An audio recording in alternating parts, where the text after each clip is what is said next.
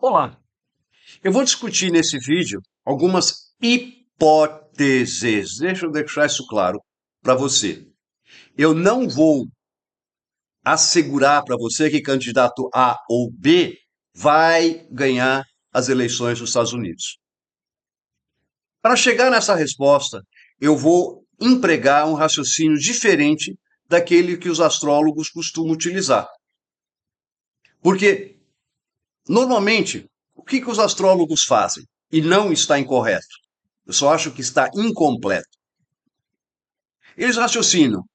A eleição é dia tal. Então, quem vai ganhar a eleição?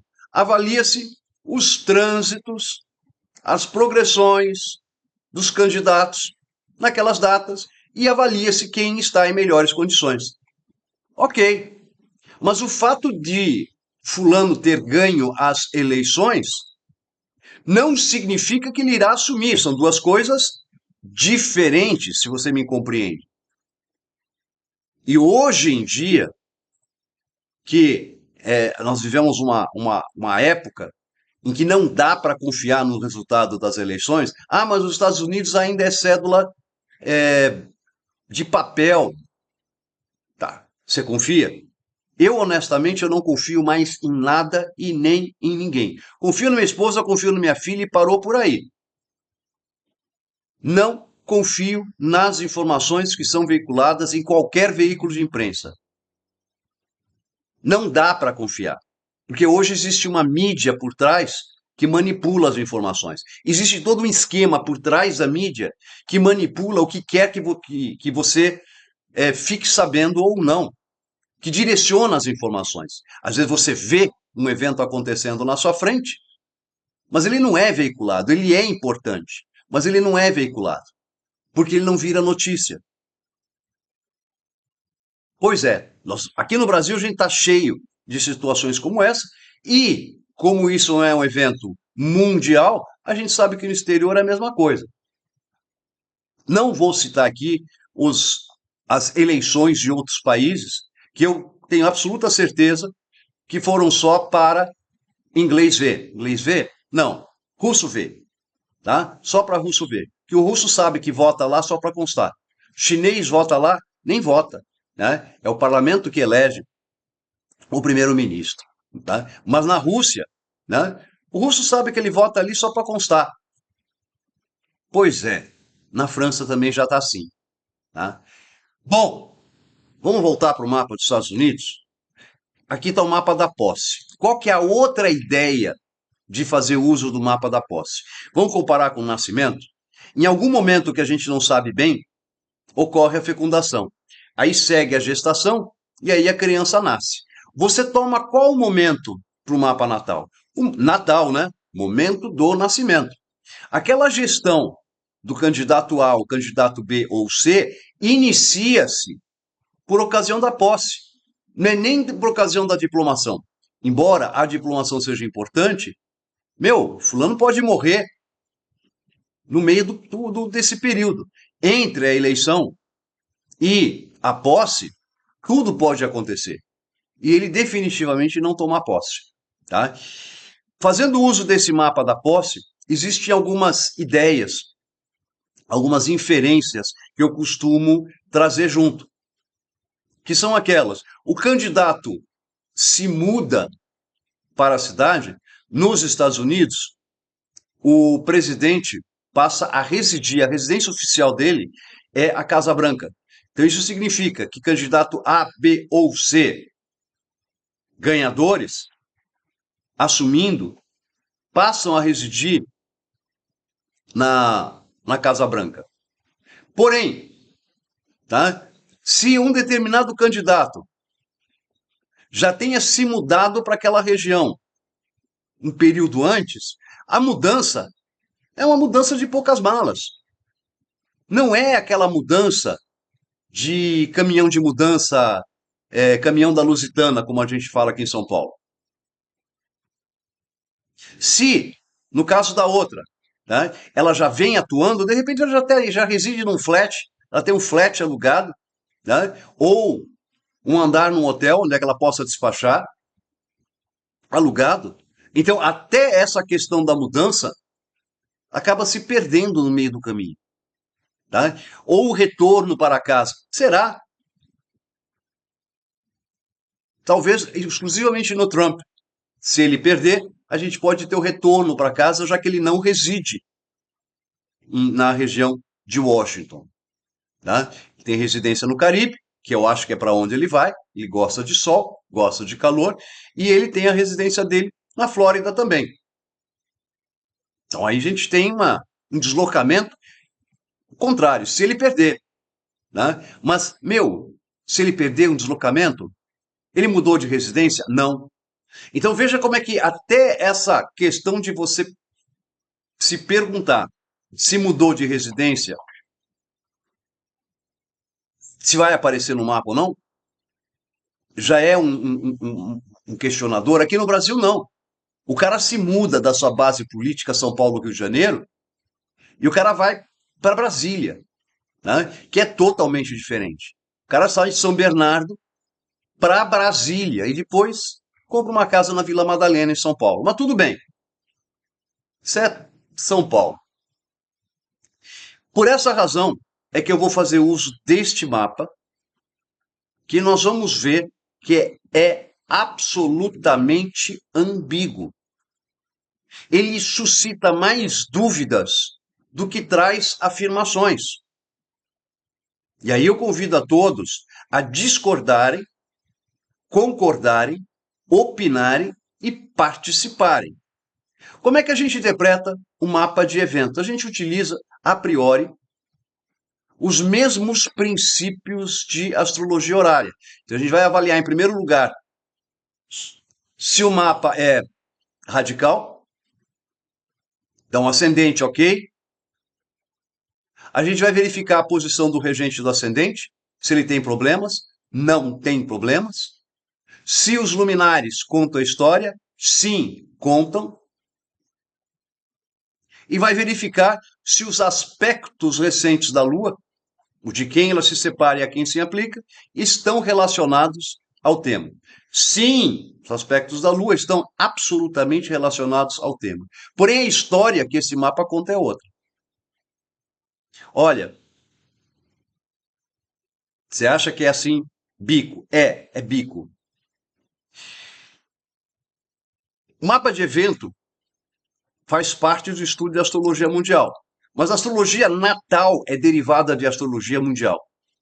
Então, uma coisa está intrínseca na outra, os princípios interpretativos são exatamente os mesmos. Tá? Mas você tem que estar tomando um cuidado enorme para você não se deixar levar pelas aparências.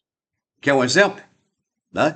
Se você olha esse Sol colocado aí no meio do céu, há uma tendência muito grande, e Sol com parte da fortuna, de você dizer, yes, Donald Trump estará assumindo o candidato masculino. Mas calma, calma. Veja o horário. Nesse horário, impossível você ter o Sol em outra posição. O Sol, ao meio-dia, transita a região da casa 10.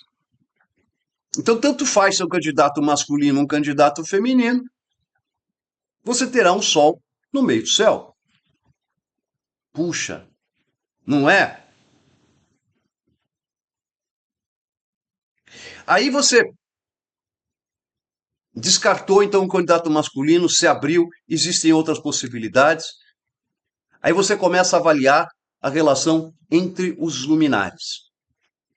Em astrologia tradicional, a órbita do Sol é 15 graus, da Lua 12. Se você somar 12 com 18 e 31,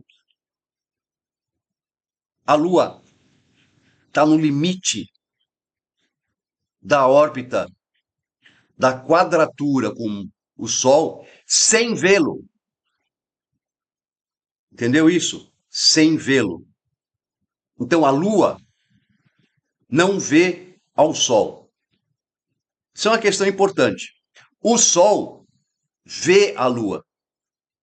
Mas segundo a importante astróloga Ana Maria Costa Ribeiro, é a Lua que dá forma àquilo que o Sol cria. E o que a Lua está criando? Ela não está criando com o Sol, ela está criando com os aspectos. O último aspecto que ela fez foi com Mercúrio, ela se separa de Mercúrio, por uma quadratura também, e se aplica a Marte. Esse Mercúrio representa exatamente o cerimonial, eventualmente a trajetória que é percorrida pela equipe, pelas pessoas que fazem parte do cerimonial, pelos assessores mais próximos e pela própria pessoa que estiver sendo empossada. Eventualmente, cercada de uma equipe de segurança, todo o trajeto provavelmente cercado, é isso que esse Mercúrio diz. Todos os rigorosos cuidados para que não ocorra algum incidente. Mas a quem a Lua se aplica? A Marte. Aí você vai me dizer, a Marte no fundo do céu. Então vai haver algum incidente? Não. É o Marte que está em queda, retrógrado, e diz que há uma turbulência. Governa a casa 7. Sugere que o resultado que está levando aquele candidato à posse não é unanimidade. Então, há discordância. Outra coisa, por ocasião da posse, veja, o regente do ascendente, que é a posse, a cara da posse, está na 12ª casa.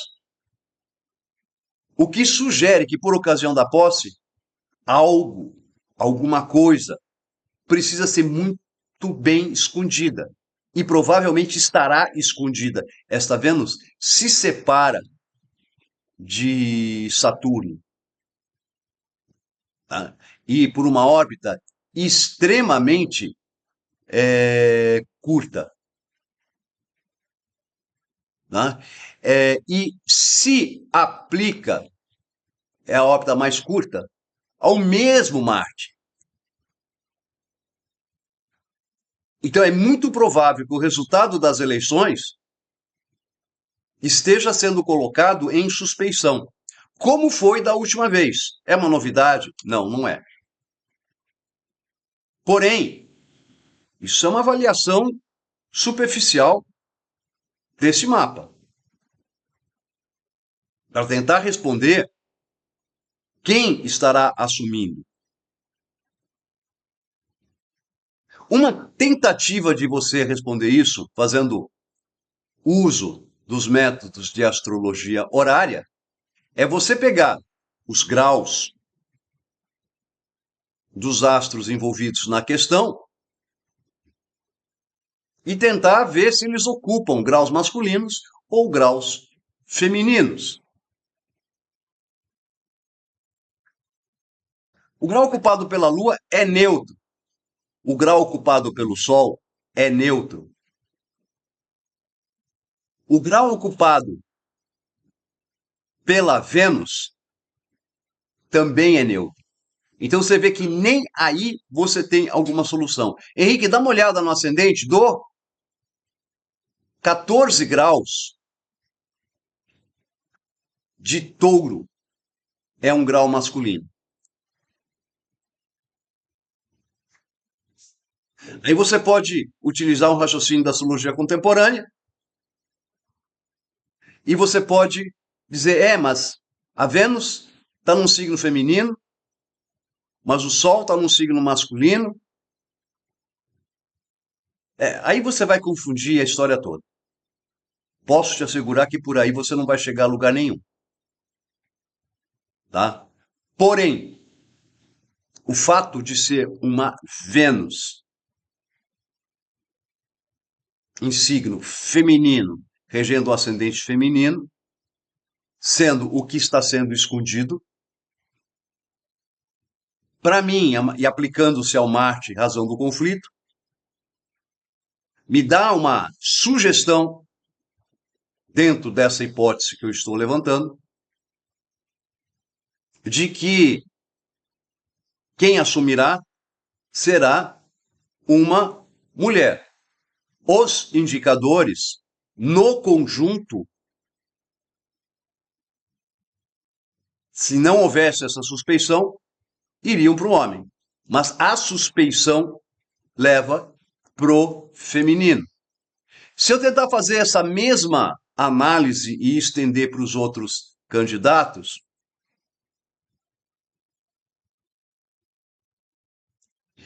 eu tenho uma mudança de residência recente, véspera talvez, acontecendo para a Câmara.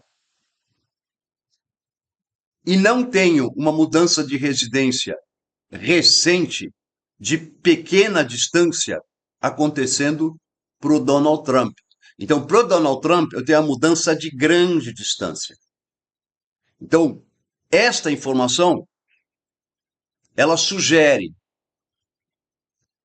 que a Câmara, que talvez tenha uma residência extraoficial próxima de Washington, esteja se mudando para a Casa Branca. E o Donald Trump, que talvez tenha estabelecido alguma residência mais próxima de Washington, esteja retornando ou para a Flórida ou para o Caribe. Quero enfatizar que tudo isso não passa de hipótese. São especulações em cima de um raciocínio astrológico e de uma metodologia diferente daquela que a grande maioria das pessoas costuma abordar. Gostou? Não gostou? Comenta embaixo. Achou que é legal? Compartilha. Está assistindo pela primeira vez? Aproveita e se inscreve no canal. Deixa o seu comentário também. Abraços, paz, ótima tarde.